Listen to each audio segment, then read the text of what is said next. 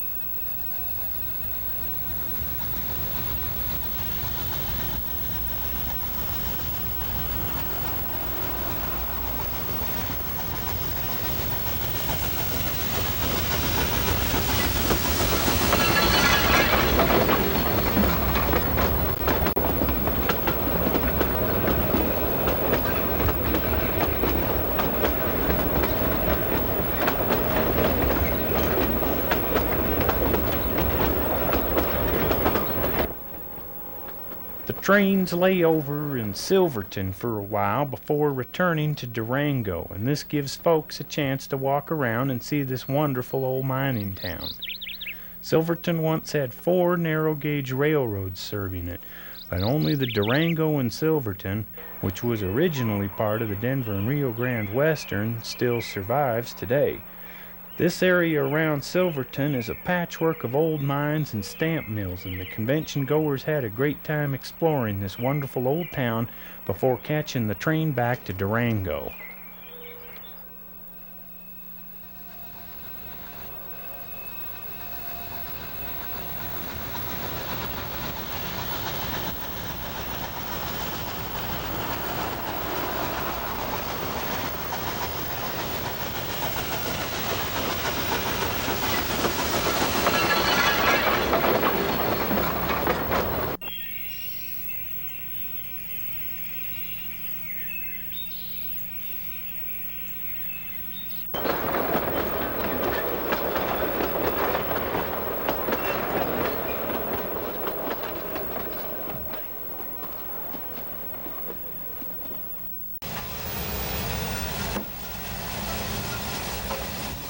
One of the most all-around fun attractions of the '86 convention was the High Country Railroad at Heritage Square near Denver. This 2-foot gauge line seems a little out of place in Colorado, but even the most avid 3-foot gauge nuts fell in love with this little railroad.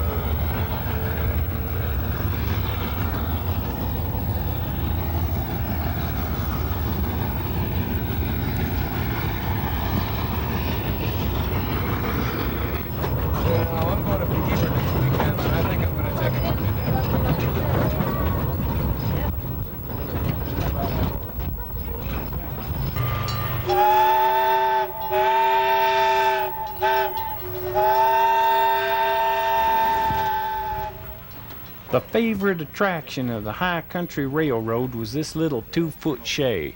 Shays like this one were originally used for construction and building. We don't have a lot of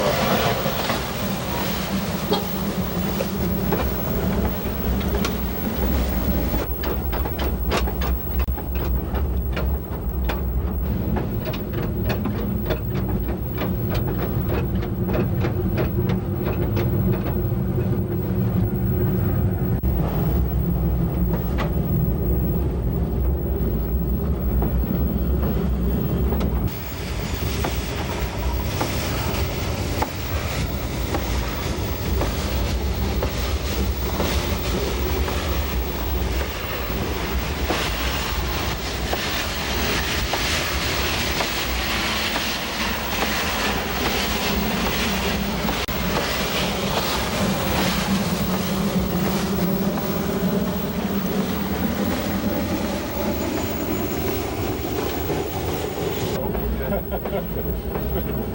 still think it's the piston joint. Yeah, we think the piston's loose on the end of the rod. That's why we don't have it out on the main line and aren't using it.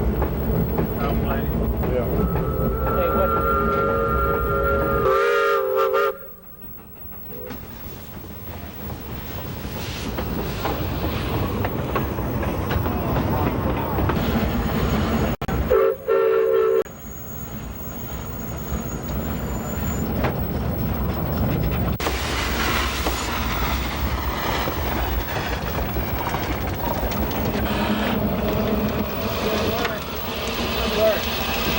run up to see what's going on. Well, I can't take you enough.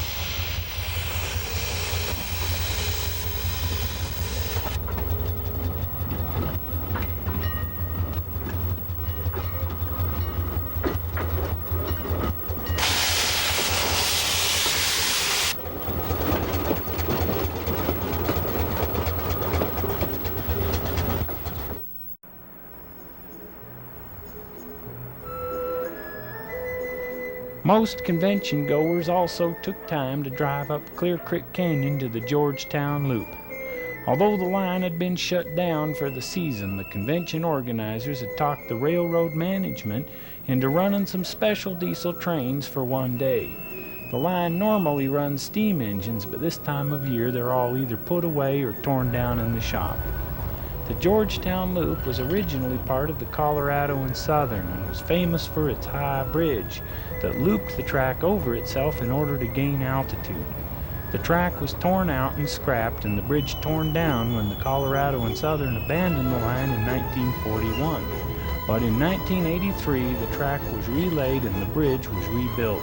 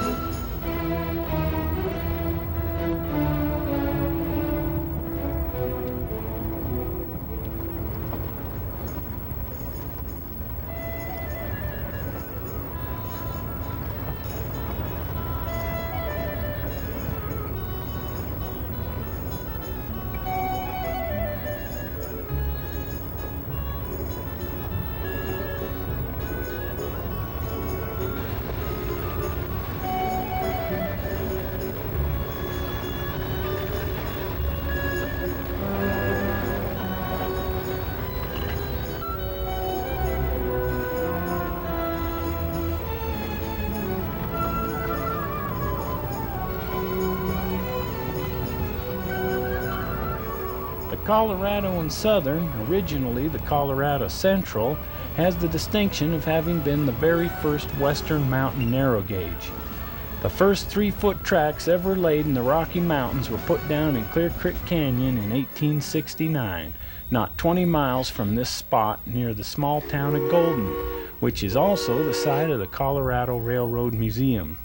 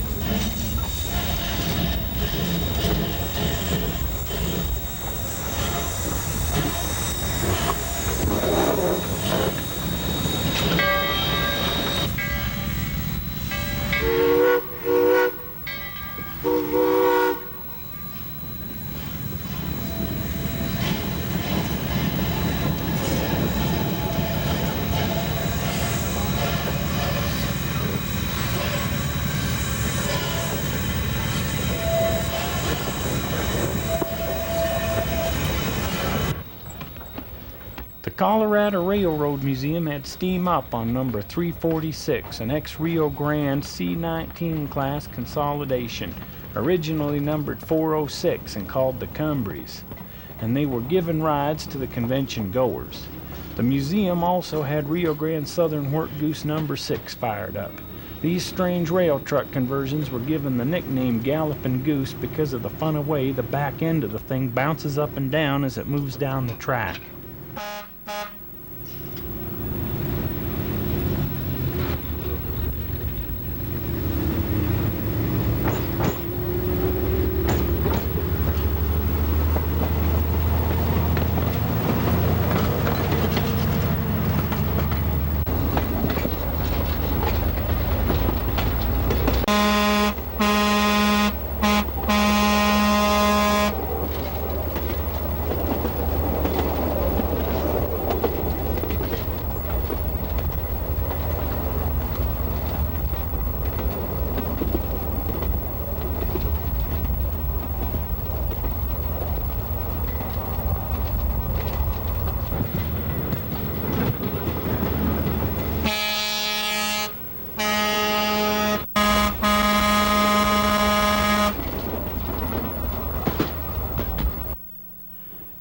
The museum has a real fine collection of narrow gauge steam engines and rolling stock, and is doing some restoration work in their shops.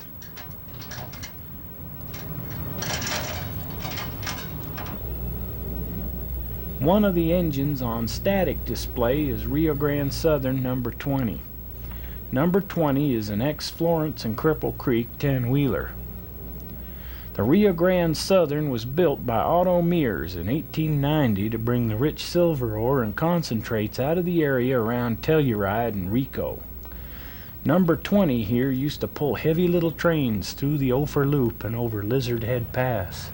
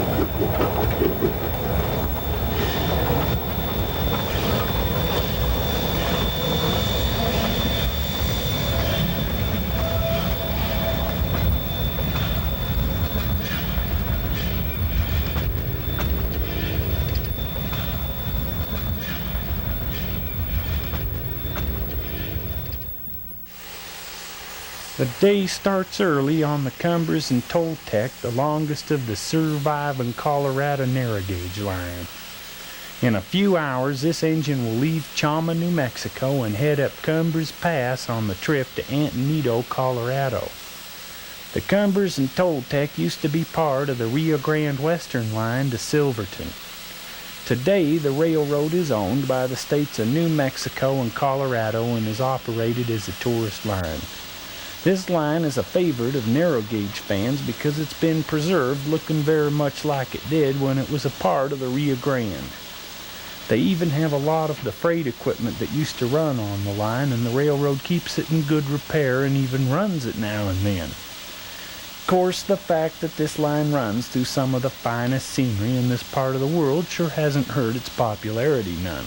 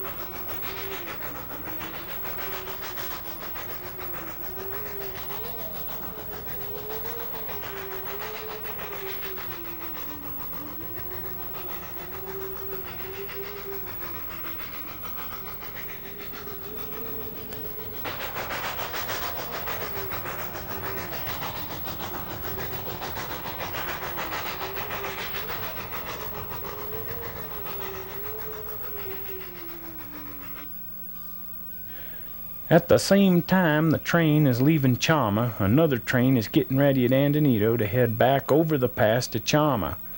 The two trains meet halfway at Osier, trade engines, and then continue on to the other end of the line. Antonito has its own engine shops and a small station, but they're not the original buildings. The original station stands about a half a mile from here in downtown Antonito.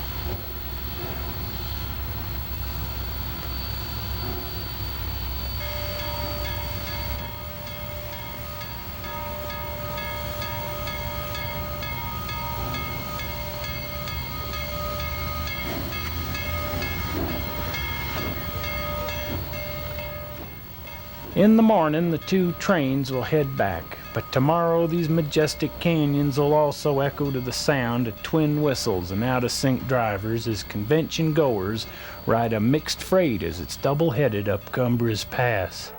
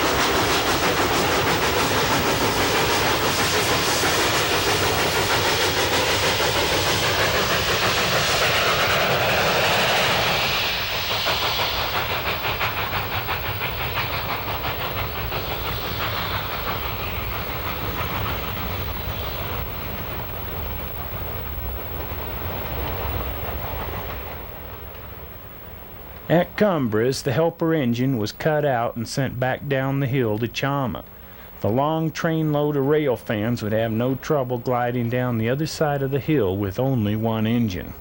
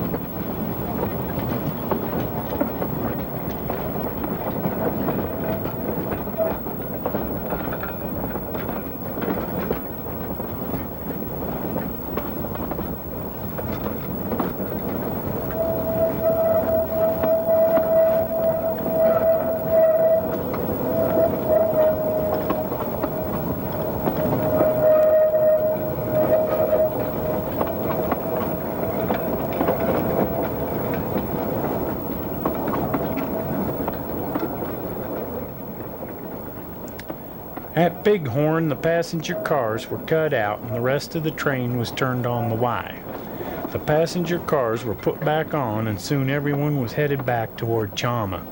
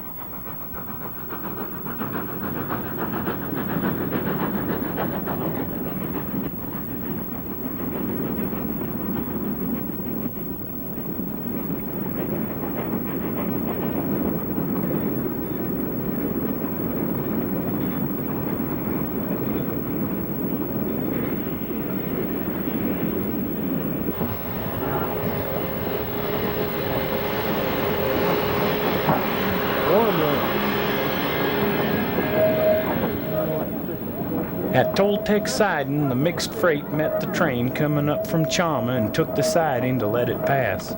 The train continued on to Rock Tunnel, which is the gateway to Toltec Gorge, the most spectacular spot on the whole line.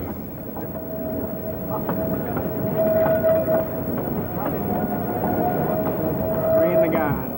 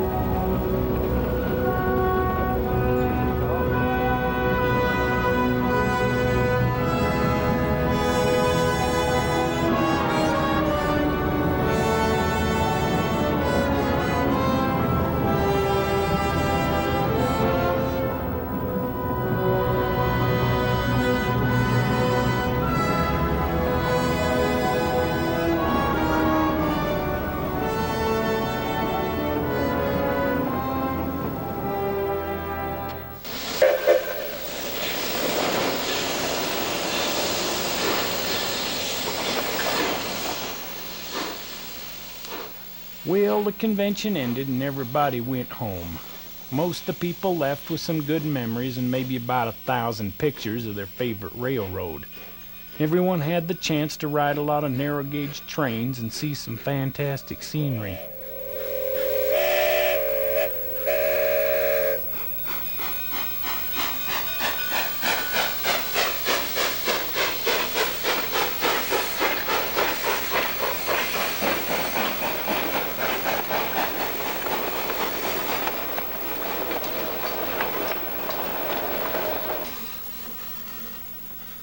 Some of the convention goers even had a chance to ride the little 2-foot shay at the High Country Railroad.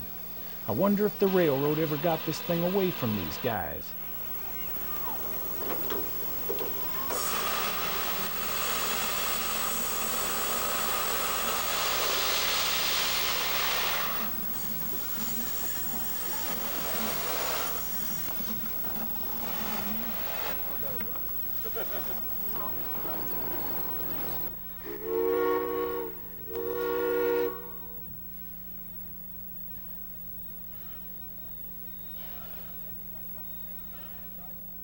There's not much left of the once huge narrow-gauge empire that covered the state of Colorado and reached into Utah and New Mexico. These few steam engines and narrow-gauge trains are about all that's left of the hundreds of little trains that used to climb these rugged mountains. But for a week at least, these people were able to ride these trains and see firsthand a part of the history of the Old West.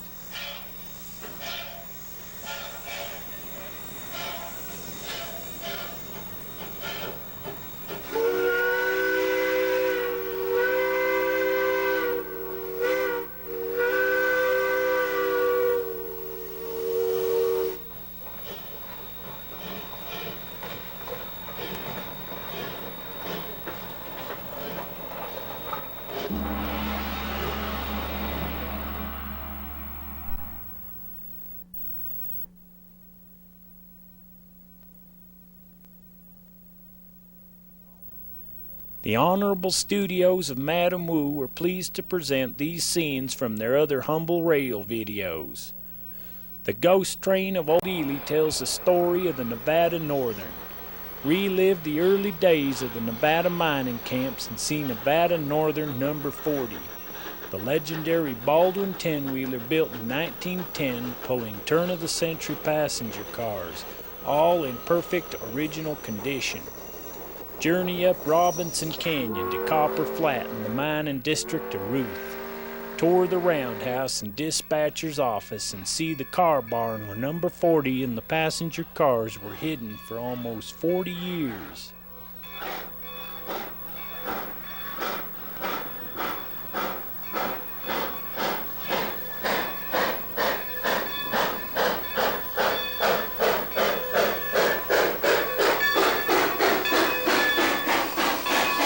Madam Wu is also pleased to present the San Juan Freight Special, the story of a special freight train that ran on the Cumbres and Toltec the week before the 1987 narrow gauge convention. 12 cars of freight winding their way up Cumbres all the way to Antonito and then back to Chama the next day. All Madam Wu videos are broadcast quality with hi-fi sound. See your dealer or order direct from Madam Wu.